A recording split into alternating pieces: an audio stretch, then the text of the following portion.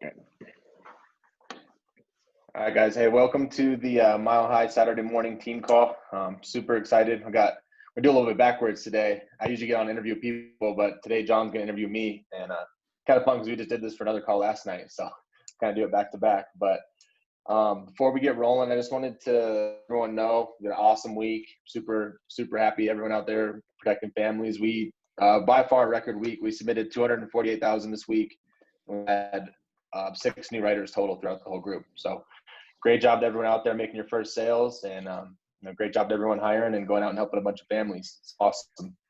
And that was with 31 people that reported numbers. So that's obviously a lot of people over 10 grand for the week. So appreciate y'all and keep doing your thing out there.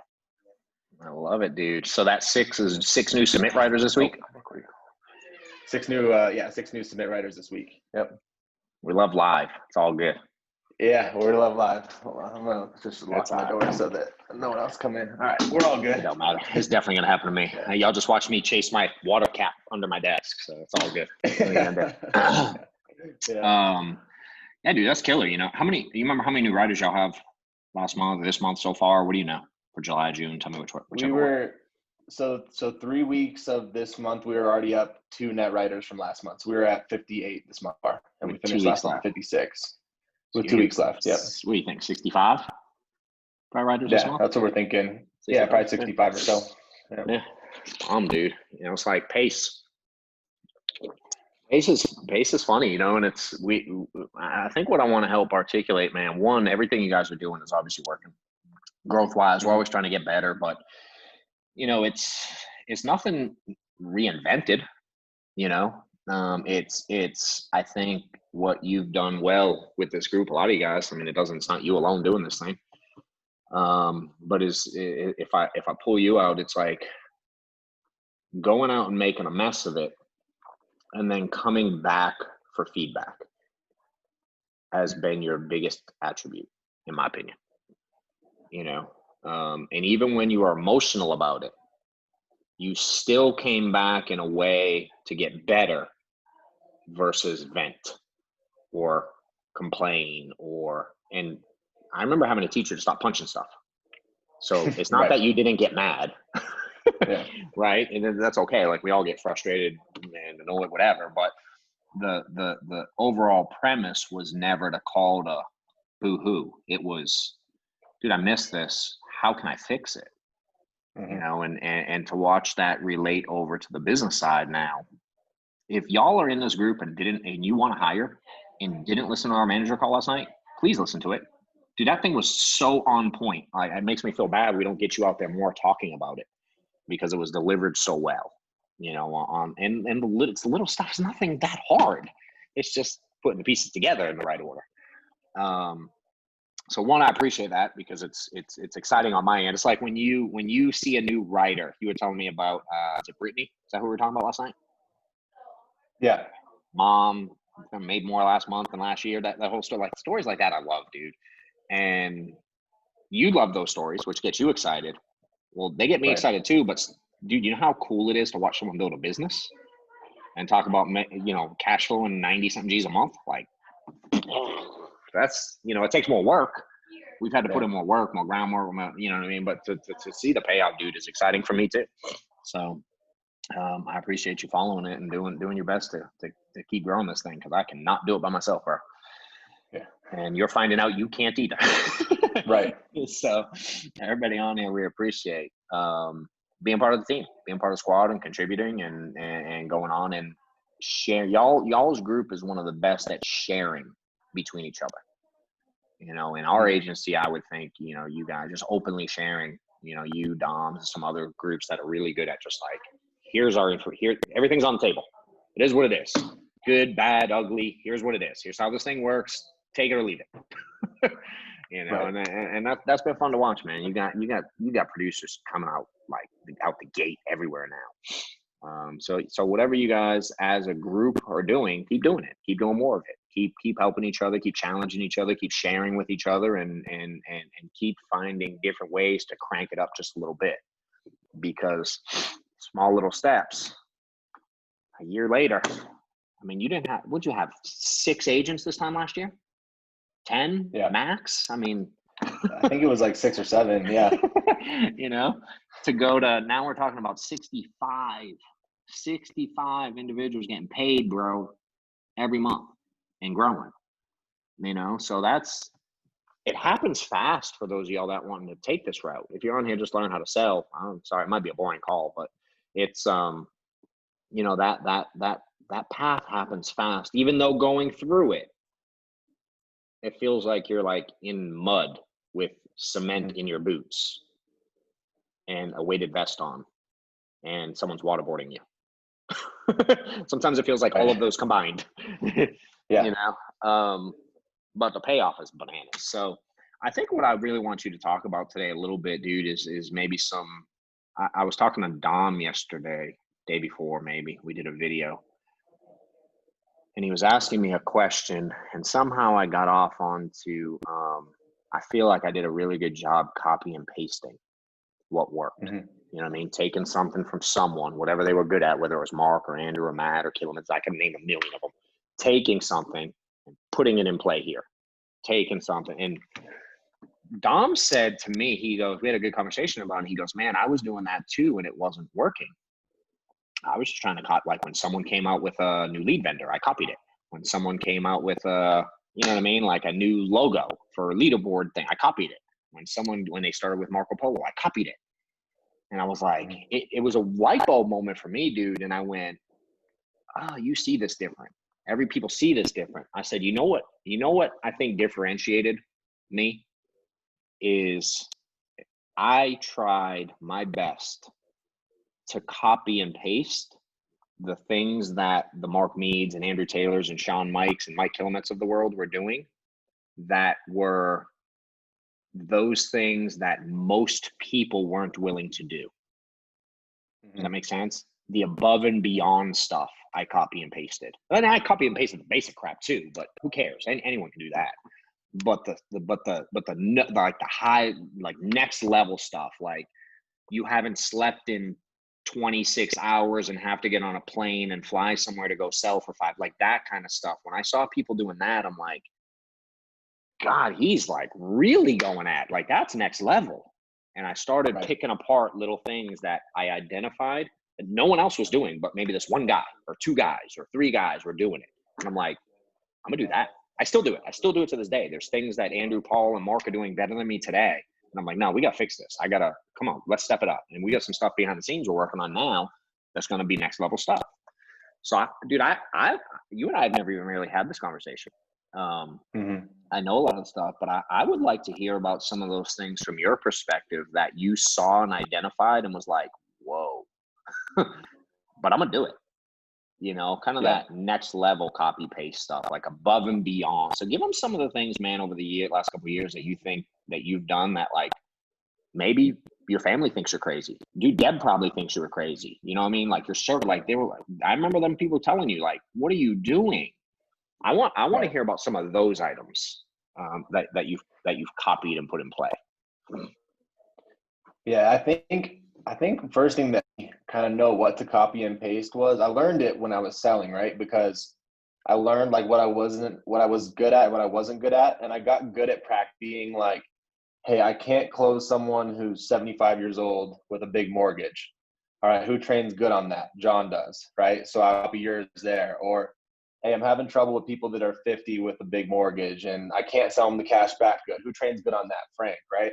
And I learned a lot of that stuff just from asking, hey, who does this well, right? And then I would take what you said and find information on what they were doing well.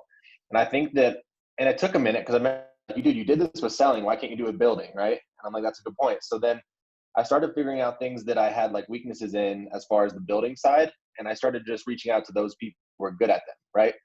And I think early on, you don't want to admit you have a lot of faults, but then again, like I don't know, if I already knew all this stuff, I wouldn't need any help and I would already be there, right? And I'm obviously not there. So I'm doing something different than you and Grady and all these people, you know, Mark, Andrew, all the ones you said, right? But like some of the really uncomfortable things early on, you know, I remember like hiring staff, right, was uncomfortable at first. And we talk about it all the time with people. And it's like, hey, you hire staff, you know, it's going to be tight at first, but you're going to make it work, right?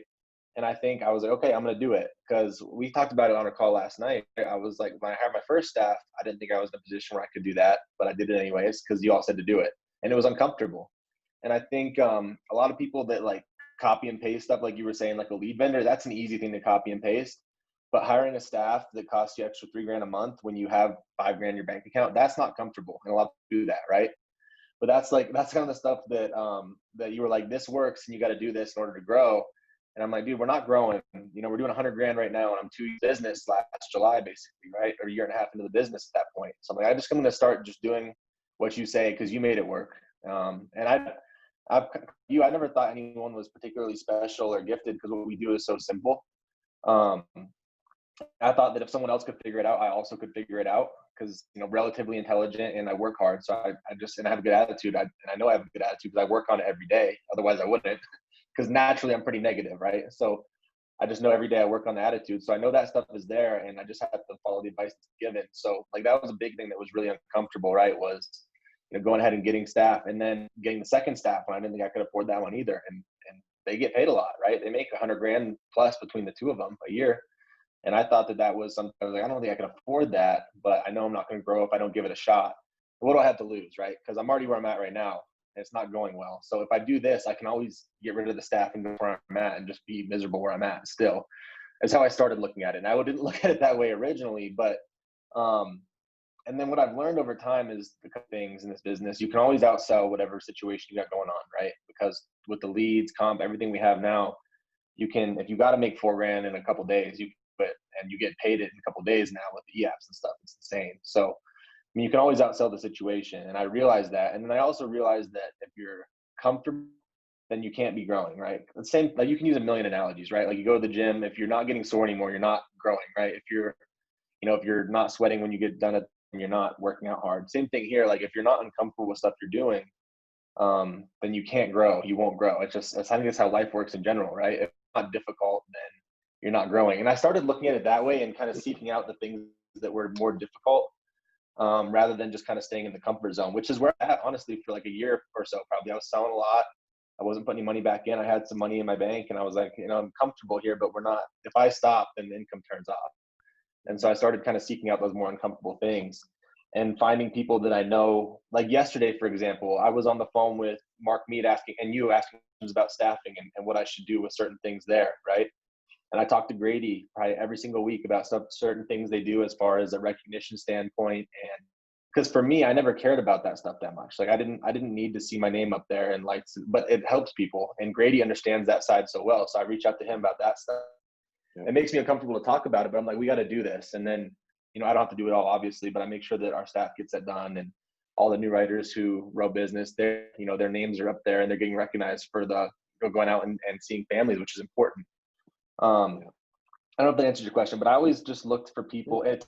From selling, I learned how to do it from selling because I learned, you know, how to find things that I was bad at and find people that are good at it and get their opinion. And I think that's what I've started doing on the hiring side is, no, I know my weakness is not, you know, being someone that shines light on everyone else, but I find someone like Grady who's really good at it, and I pick his brain about it and his thought process, understand why he does stuff. And then I'm able to implement it into our business. Yeah. And, you know, that's a simple example, but going above and beyond to recognize others around you. Yeah. There ain't many people that do that. There's a handful of us. It's not that deep. So that's a good example. Let's talk a little bit about, the evolution of your business. If we go back in time, right? You were at a crossroads and didn't know it. Mm-hmm. But go back to before the Ohio stuff started. I don't know when that was. I don't remember. Like when I took over those leads, you mean? Yeah. Like where were you then? You were still in Charleston then, right? Obviously. Mm-hmm. Yep. When was that? Do you remember? Yeah, I do. It was, I remember because I went from selling about $15,000 a month to $30,000 a month, like overnight, right? It was in November of 2017. I remember because the first time I went up there, I was like, dude, this place is all right. There's no leaves on the trees and it's not snow. It was weird. I was like, this Ohio place is a weird place. I remember the first time I went up there, I've never seen anything like this before. So November 17, you had been here how long? Yeah. Just like a year, right? About 3 or 4 months. Yeah, Oh, no, that's like it. 3 or 4 No, months. 17. Yeah. You started at 17. Yeah, I was Yeah, thinking 18. 17. So yeah, a few months. All right, cool. So you had sold. When did we meet? Was that Charles? So Charleston meeting was probably right before that, then, right? Because we had just met. Right. Yeah, like a month before that. Yep.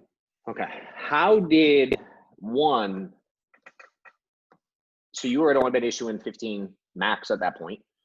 Probably Yeah. only once. Like, hell, if you only been here 3 months, you didn't. What was the first 3 months issued? What'd you do the first 3 months? First 3 months was 12 grand, 13 grand, 15. And then That's how the whole business been for me. Just really slow and dude, I not didn't. big jumps at all. But I'll be honest. How quick did you go to? When did you go to? You went to Ohio in November. yeah, Dude, I didn't know I sent you there in your first 3 months. I swear to God, I didn't know that right now. yeah, it was my 4th month, I think, is when I went Yeah. there.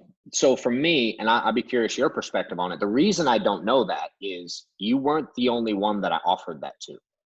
Mm-hmm. That's why I don't know where you were in the business necessarily. I remember vaguely, but I don't remember the detail because it wasn't like I went, "Hey, Zach Twardowski, I'm going to groom you over." It wasn't like I didn't know you from a hole in the wall, dude. Really? I mean, we'd Right. met a couple times. You seemed like a great dude. I was like, you had a couple things that stood out. You got up in front of a room early, and you did your like you weren't.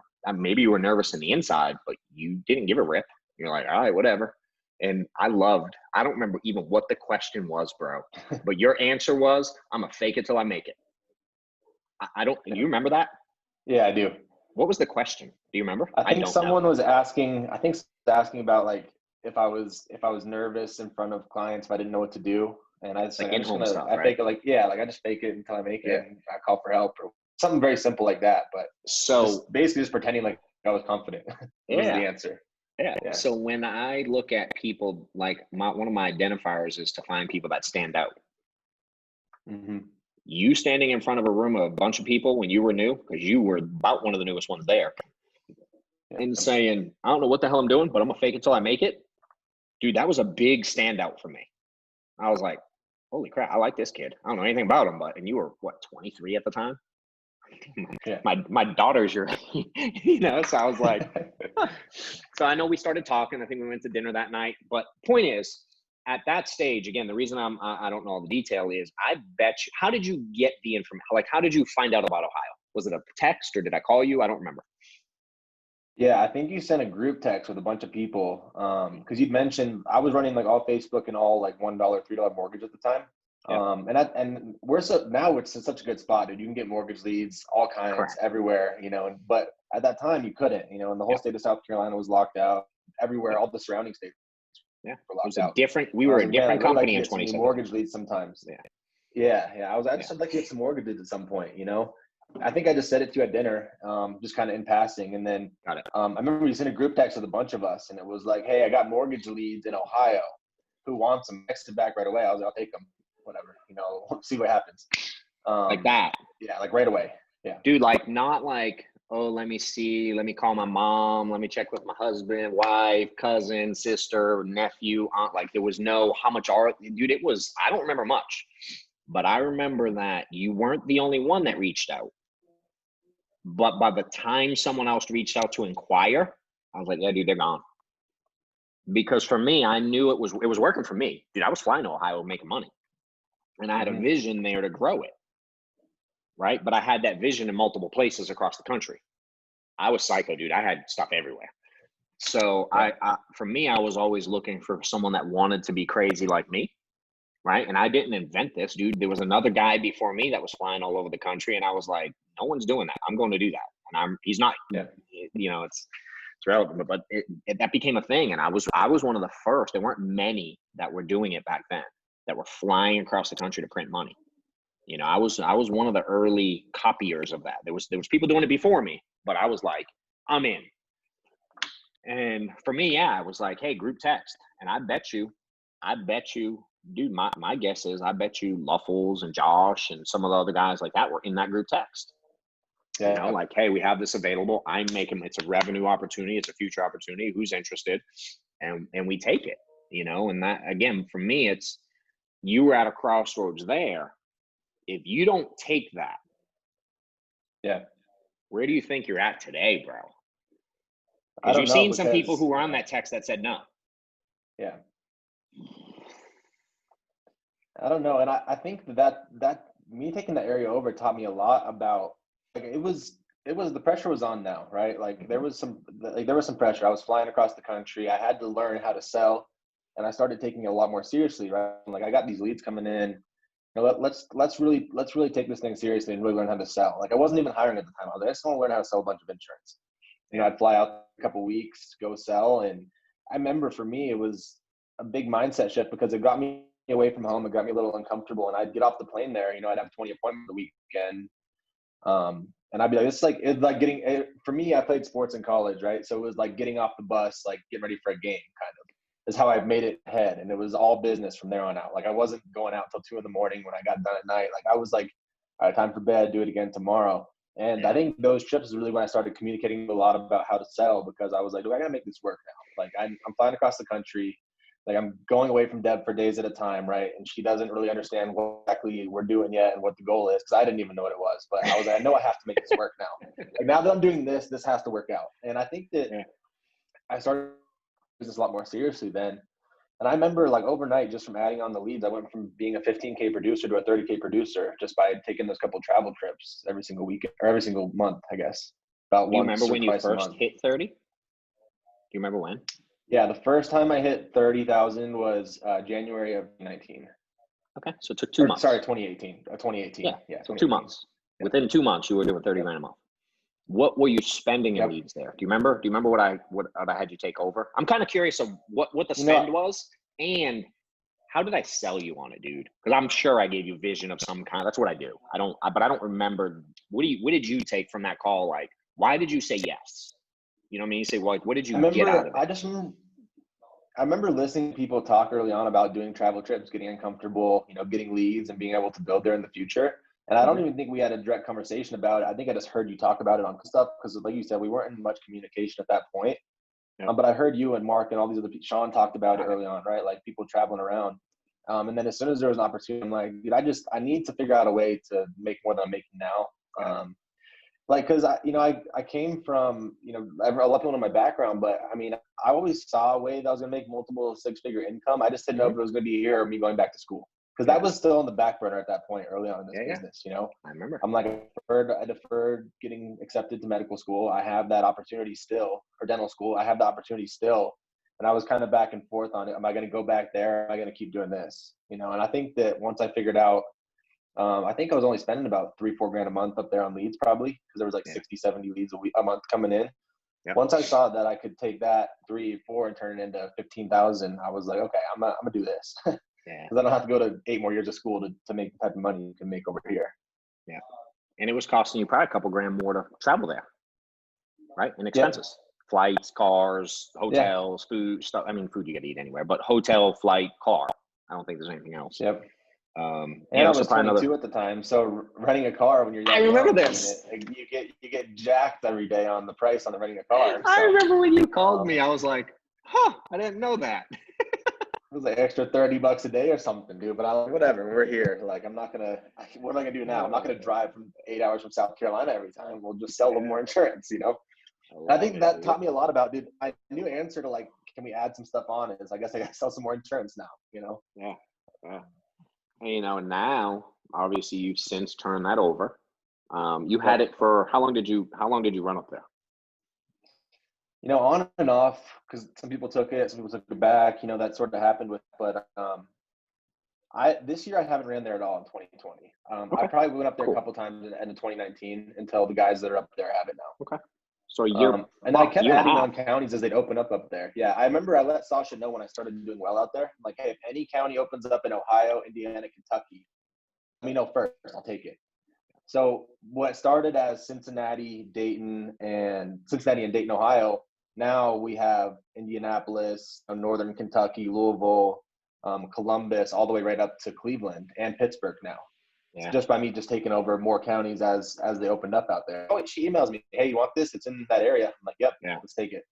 And it got scary for a while, dude. I was spending a lot of money, but now, now we're doing $250 a month out of that area, with all the different agents up there, where it was maybe 30 grand a month when I was out there running it, maybe like on a good month. Yeah. It's crazy. You know what I mean? It's like, And then, hey, then you have another couple chances when you get someone else to take, because the strategy in that move, just for y'all wondering, is definitely go sell. Certainly, by the way, it was the middle of winter when I sent you up there. Yeah. So Go figure, right?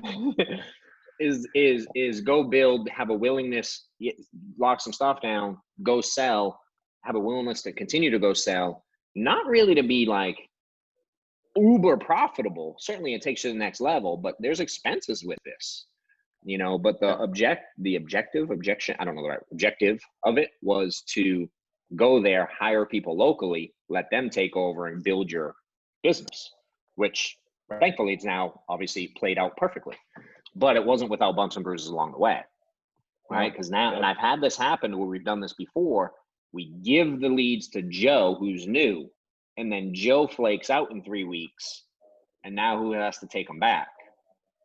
Zach does. So playing that game, man, not many people would do that. They'd take it, give it up, someone again, they'd have to get it back, and they'd go, ooh, Sasha, can you take them back? Can I give those up? And you having the strength, mental strength, fortitude to stick through the hard time of building up the Midwest, paid off quite nicely. So that's a big one, for sure. That's, again, there ain't many people doing that, dude. And I didn't see it as just a short term, like overnight. Like I wasn't confused. I didn't think we were gonna hire someone tomorrow and they're gonna take it over right away. Like it took some time and some doing to get it rolling, And even the guys that are running it now, dude, early on, they came from a different deal. They have a lot of money saved up. I wasn't like so desperate to make money from that area. I was like, let's just help these guys. And we talked about that. Like, let's just get some volume from them. Did I have points? Maybe. And I was giving them $60 leads, right? But I just wanted to help them get rolling and take it over eventually. Yeah. Fair to say, in Ohio, for the first year plus, you weren't insanely profitable. If we put Ohio in a box and said, how profitable am I in Ohio? Fair to say you probably lost money. I probably made money overall just because I sold quite a bit out there. The selling, I probably lost money when I started giving it to people. Yep, initially, that's what I mean. For sure. During that transition period. Yep, absolutely. During that transition. Yeah. Oh yeah, I did not make money from that. Nope. Yeah. Yep. But and we talked about it when we did the manager the other day. We can send out everybody, but like I wanted them. They were in such a bad spot, dude. I wanted them to do well here, And I know them all, and I know their families and stuff. I'm like, I just want you to come over here and kill it because they're so talented, So I wasn't worried about eating the lead cost or whatever. I wasn't worried about that. I'm like, I know I have the money and I can help them get through this initial rough patch they're going through, to where they can take it over eventually and they can build the area on their own. Yeah. If I'm not mistaken, at this point, you give up Ohio. That's when you move back to Colorado. Yeah. So when I moved to Colorado, June of last year, I still had the Ohio ones. You're still flying. I was still going up there. And then I think about the end of the year, like September, October is when I started giving them off, going up there maybe once a month and then giving a lot away. Or once a month, try to break even and giving the rest of the leads away. How did it feel to then be able to issue? How did that change your own personal volume after that move? Because now you got Ohio off the books, your skill set's exponentially better because you dealt with some crap along the way. Now you're in Ohio. I mean, in Denver. And I remember you calling me about this, but what was that like now to go sell what you're selling time-wise? What did it feel like? You remember that call when you're like, dude, something feels wrong. I'm making way more money and I don't feel like I'm working half as hard. Like, do you remember that transition? Like, talk about that part a little bit. Yeah, I think that just comes from the fact that, like, and early on I didn't run 30 appointments a week, but I started probably beginning of 18, running 30 appointments every week, right? And I think it's like anything else, dude. If you spend that much time in the gym every week, you look like, that Terry Crews guy, the Old Spice commercial one? Yes. Yeah, if you work out that much a week, you would look just like, we'd all look like that, right? Yeah. Like, same thing like that. Like, I feel like my skill set and I don't think I'm particularly good or fancy or do much at home, but I've just done it so much where I'm confident when I go in there. And it got easier just because of the reps I did over time. Yeah. And then the mental energy of not traveling across all the time and being able to run local. Because when I moved out here, I was crazy aggressive, with all the leads that we had in Colorado that were available. I took them all over. And I still do that, I know what to do with now out here. But the recording was that. Oh, what's up? What up, Mike? I'll say what's up to kill him at. I haven't talked to him in a minute. Yeah. They hear me now? Hey, brother. Yeah. How's married life? What's up? It's great, man. It's great. Hold on. Now she's stuck with me, so. Shit, I want to come on the thing. You want me to fix it? Yeah, you want to fix it?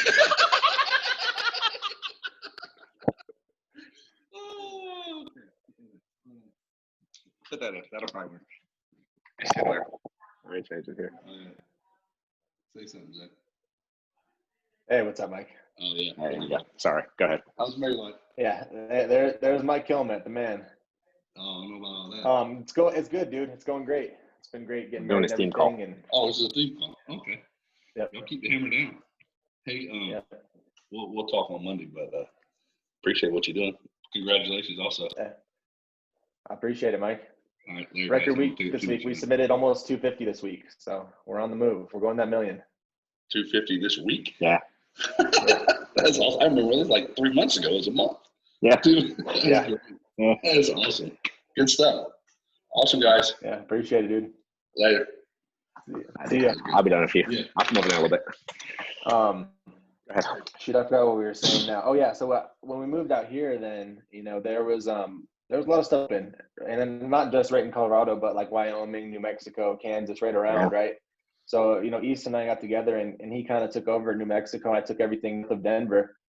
And after giving those areas away, just being able to run local, and it was a big difference because I was able to come home every night at least, which was great, and it was nice, but.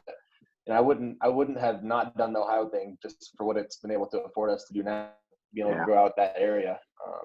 But yeah, and then I think the biggest thing is the skill set got so much better just by doing it for so long. Sometimes you can't help but to get better at something if you do it that frequently, right? And I think y'all have probably seen it with people come on now so much sooner, like Steve and Ethan and people like that they started out in the beginning doing 35, 40 appointments a week, dude. And I remember early on, like seeing Steve and stuff, right, 100 grand. I'm like, dude, you're real. But I'm like, it makes sense now that I see it. Like he does so much activity. And same with Easton. Like they got good so much quicker than I did because their activity was always so high. Mm-hmm. So, I think that's why, it seems like going in the field now is not as difficult as it used to be, just because you put in that much effort for that long, you could get anything, Yeah. It's just like we're working out now. I'm trying to work out a lot more. And when I first I hired a trainer because she would kick my butt more than if I did it by myself. And when she started, first I hired a trainer at the gym, and I would have to go to the gym. And then I realized I'm human and I would make excuses to not go to the gym. Right. Like all of us. So then I was like, you know what? Can I hire you and you come to my house? And it was the same price because if I didn't go to the gym, she got zero. So I'm like, hey, come to my house. And she was like, okay. And she just said yes. And so we started doing this. She does like those high intent, whatever it's called, like those interval type things. Mm-hmm. Dude, I promise you the first couple, I about threw up, and now a couple months in, dude, relative to, not compared to like a Terry Kruger, but relative to what my fat ass could do a few months ago, dude, I about go beast mode for a full hour now. It's a watered down beast mode and a 43-year-old version of a beast, but it is what it is. My capacity has improved a lot quickly. And that's anything in life. You all have that. Give them this. I want you to walk through. I want them to feel. I don't remember which trip it was, but pick a trip. One that you could barely keep your eyes open on. You probably didn't know what time zone you were in. Remember that? Dude, there was one. We're probably thinking about the same trip. 7 days. Where it was, dude. I want you to straight up walk them through. I woke up at 3 a.m. I went, walk them through. Because I got a couple that I want them to feel whoa, what, just to accomplish what you've accomplished. You know what I mean? That all went into it. But walk them through one of those, what that feels like. Yeah, I wish we could find the calendar from that one. I remember sending it to you at the end. That's a week, dude. And I remember what happened was, I think it was right around the holiday time. I had at this point some Northern Kentucky, Indiana, and Ohio all locked out. So Indianapolis, all these big cities locked out. I probably had 80 to 100 leads or something like that up there, and I went out there for a full week. I remember the way I structured my schedule was I dialed on Sunday in Charleston, and then flew out. I think my flight was at like 4 a.m. that day. Got up to Indiana by like 7 or 8. Ran all day the next 2 days, and then left. What I would do is I'd run one full day, and then I'd leave like 2 hours open in the next day, right? So I ran all day Monday, left like Tuesday morning from 7:30 till 9 open, right? And then I would dial that day for the following day, and then I'd leave that little morning open. And I did that for like a full week. And I remember it was just to catch up on the leads because only me running them. And I think I ran something crazy, like, it was probably appointments in about a week span or something like that. But that's something I had to do to be able to keep all those leads, alive, right? To be able to keep the area. How many appointments was it? It cut out on my end. I don't know if they heard it. It was probably right around 65 appointments for the week. 65. Like 65 appointments in a week. Yeah. Across the country. In the middle of winter. Yeah. Like, and that'll build and my mindset up. on it was just, I knew that, like, I knew what the leads could look like in the few people, for people that we were going to hire. I didn't even have people really. I had a couple of agents, but I just knew what it was going to look like and be able to afford people to do in their backyard. So I was so unwilling to give up counties. I remember talking to you about it. I'm like, I don't know if I can hang on to these, dude, but I'm going to try. Like, it's either going to put me out of business or it's going to blow up one day. It's going to be, and I was just willing to do whatever it took to not give my leads up out there because I wanted them, and I just saw how great it was for people to be able to have leads right in their backyard, especially those that have kids and families and stuff, not have to travel across the country.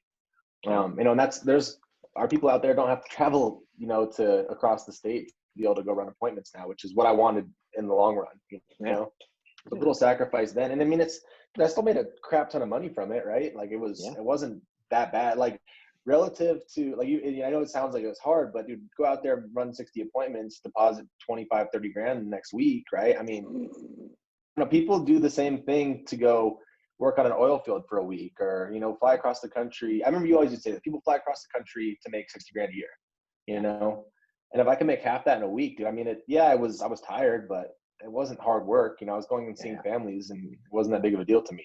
I just always try to put it in perspective. Like, people will send someone to Alaska to go work on an oil field for a winter time. I'm in a heated car meeting with families and it's snowing a little bit, dude. That's right. I'm pretty blessed to have this opportunity. That's how I always tried to just, like, on those trips, just if I was feeling down or like, oh my God, surreal. This is so bad. Yeah. Like, think about you think someone like, I want to be famous. Dude, I just was watching, I think it was it Mark, what's his name? Damn actor, he used to sing back in the day. He's from Boston, Mark Wahlberg. I think it was him that he's starting to cut a new video and he had to fly to like some random country in Asia that I've never heard of. And he has to be there for 3 months without his family. Yeah. You know what I mean? Like that, the glory comes because of that stuff, Right. And I can remember, man, looking back and going, and again, we're talking travel. We're not saying like, y'all have to travel. We're saying do crazy stuff, right? Our time, different, not that can't be an answer, but at the time, if you didn't travel, you weren't getting 60 appointments a week. It was not happening. You couldn't we sucked at getting leads then, just being honest. And Facebook leads hadn't even been out yet. We didn't even have a Facebook lead. So it was hard, but I can remember, God, it's weird when you get that tired, it like excites you. But I can remember like a flight and it was early. I remember and you could basically copy my schedule, but I remember going, I remember getting up real early on a Sunday here at home. I ran in Atlanta for a week, wrote my normal, whatever, 10K. I run Friday, Saturday, Sunday. So normal week, Monday, Tuesday, Wednesday, Thursday, Friday, Saturday. Sunday, I get on the phone. I book Utah.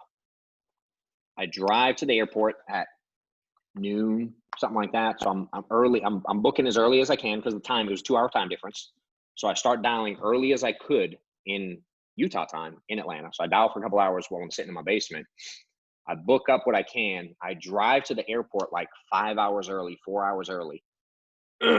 I sit in the Atlanta airport. They have these little, I don't know, it feels like you're in jail when you're in them, but there's these like little cubes and you get a seat and a desk like this wide. It's in like kind of a waiting area, but if you want to work, there's like little plugins And I sat there at this metal desk in the middle of Atlanta airport, dialing for Utah.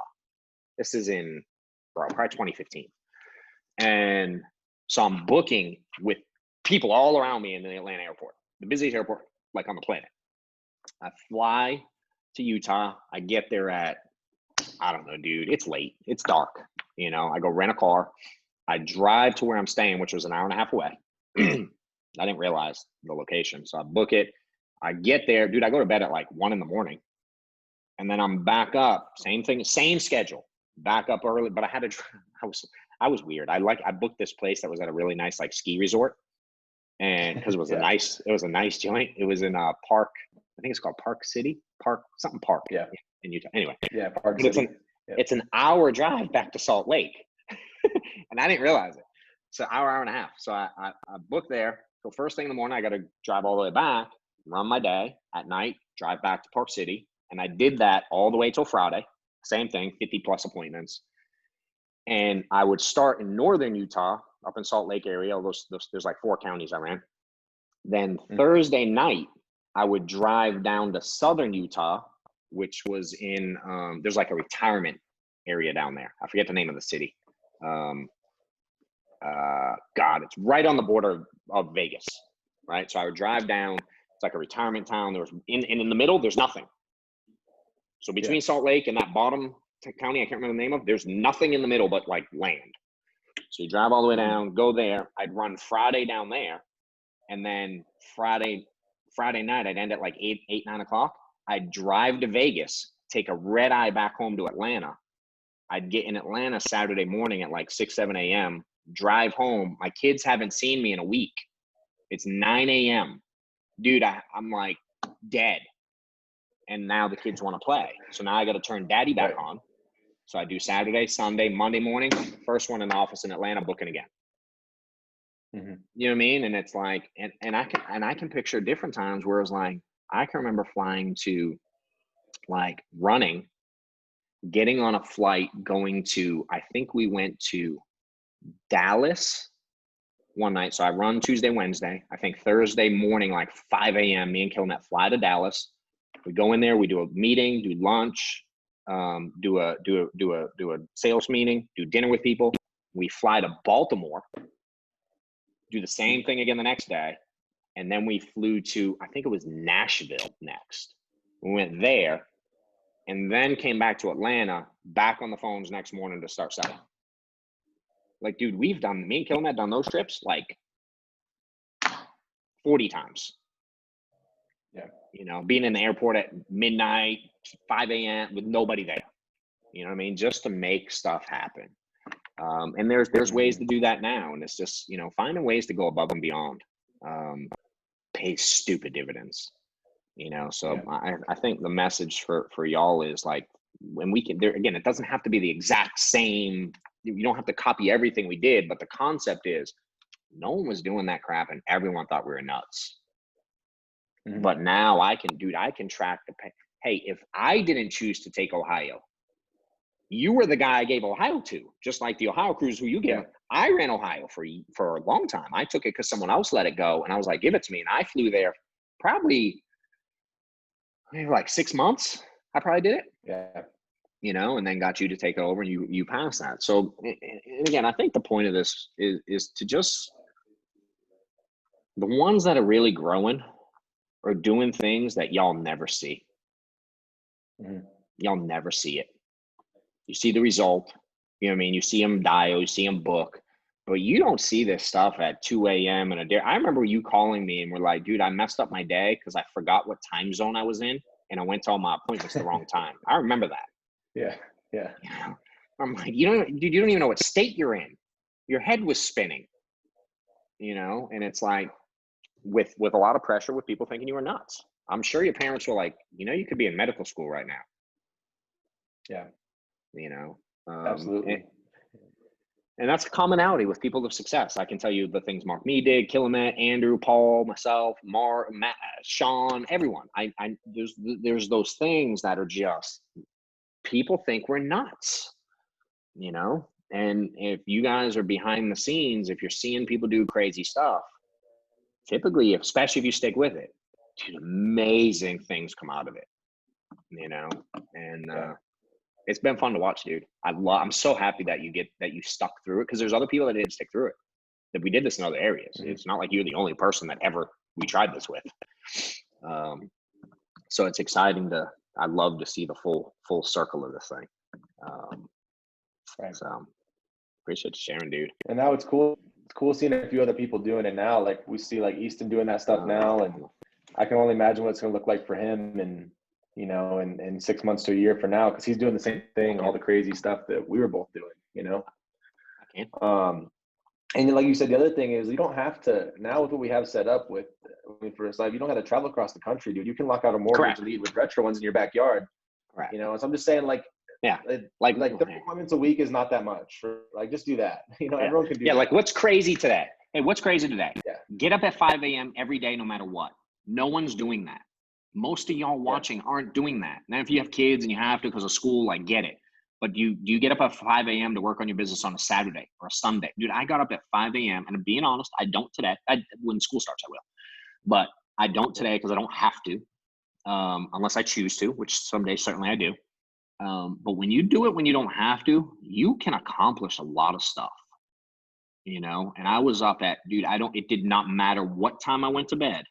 I was out by 5. It could have been 2 a.m. I was up at 5 every day. Dude, I did it for like 5 years straight. And it was a challenge thing. And I would take Sundays, would be a sleep-in day. When I did that, dude, by the end of the week, I was toast. So Sunday, we didn't have to go to church till like 9 or depending on which one, 9 or 11, depending on which church we go to. So honestly, on Sundays, I'd be like, I might sleep in till 7 or 8 sometimes. You know what I mean? Just to like recuperate, do my thing and go off. But it's like, get up early, stay late. Buy leads that no one else is willing to buy. Try lead vendors people aren't willing to try. Like follow. Zach ain't gonna steer you wrong. So don't like reinvent, like go make up stuff to do that's crazy. Like watch what other people are doing, because there's people everywhere doing crazy stuff. The more of those things you do that are above and beyond, it will exponentially accelerate your growth in anything you do. I don't care if you do this or you quit and go do something else. Please take the feedback. When you go above and beyond and do stuff that most human beings are not willing to do, people notice, and the payoff always comes. And by default, you get better quicker. I mean, that's a no-brainer. But what I noticed was people who had the ability to help me get better, when I did stuff that was above and beyond, dude, Mark Mead came calling to help, because they saw what Paul called. Andrew started helping. Mike started it, like out of their way to help me, you know, because they were like, dude, this cat's trying to do something. And after that, it was wrap. Now I got the support. I got this army behind me too. It was over, you know. So for me, that's how I stood out solely by doing that stuff. And then with time came just outworking everyone else, right? That's it, man. You know, just above and beyond. And I don't even know that it was work. Like waking up at 3:30 a.m. to catch a flight in Atlanta at 6 isn't work. Yeah. You know what I mean? To go meet Killamet, we eat breakfast and we laugh and we have fun and we fly across the country and we're in chill mode, because we ain't the guy making 60 G's in a suit and tie trying to get to a business meeting that he's going to like get fired if he doesn't close. We didn't have a high level of stress. So it was just, let's just keep doing it. Keep going. You know what I mean? And then we get to do a meeting and hang out with guys like you and train and go to dinner. And yeah, we're flying across the country and doing, but it wasn't work. I mean, I've done work. Like I worked in a warehouse. That was work. I've done cold call. That was work. You know what I mean? Like I've done blue collar. That's work. This was just not sleeping, frankly. You know? So I don't got anything else, dude. I could talk about this topic forever. So I know this is your deal. If you got anything else you want to add, otherwise I'm good, dude. I think some great stuff you got out of it. So appreciate your stuff, man. Yeah. I think the only thing I wanted to share is I think some people, if you start this crazy activity and doing this other stuff and traveling and not that you have to, but if you start working more than normal, right? Like working more than everyone else. And that was always my goal, dude. I just wanted to be the hardest working. I remember Matt Smith said on a call one time, can you be the hardest working person, like in your office, in your group, in your agency, in the country? I'm like, dude, I want to be the hardest working fool in the country, right? Like that was my goal. And it didn't matter if I was good or not, but that was always my goal. But the one thing that you understand was you don't have to do that for the next 30 years. Like if you really work your ass off for a couple years, 2 years, 3 years, even 1 year, really hard, things have changed so much for our group. It doesn't have to be permanent because the results will catch up and then you'll be able to do other stuff, Like now I used to be in the field 5 days a week sometimes. Now it's, 3 days and I'm in the office 4 days helping grow the agency, right? I'm still working 7 days a week, but I'm not having to be in the car, 12 hours a day anymore, every single day.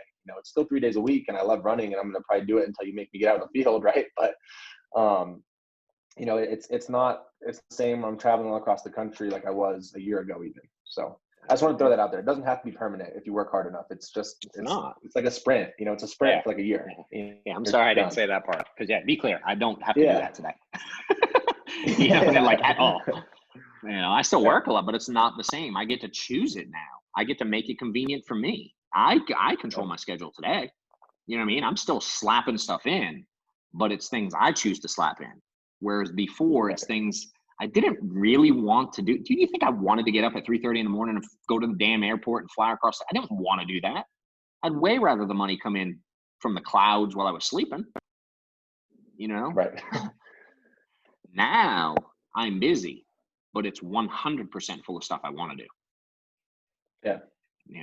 So love it, dude. Absolutely, dude. Well, yeah, I appreciate your time, man, and thank you for getting just, kind of shedding some perspective, I guess, on it. So as always, dude, I appreciate it. Hi, dude. You have a great day. Call if you need.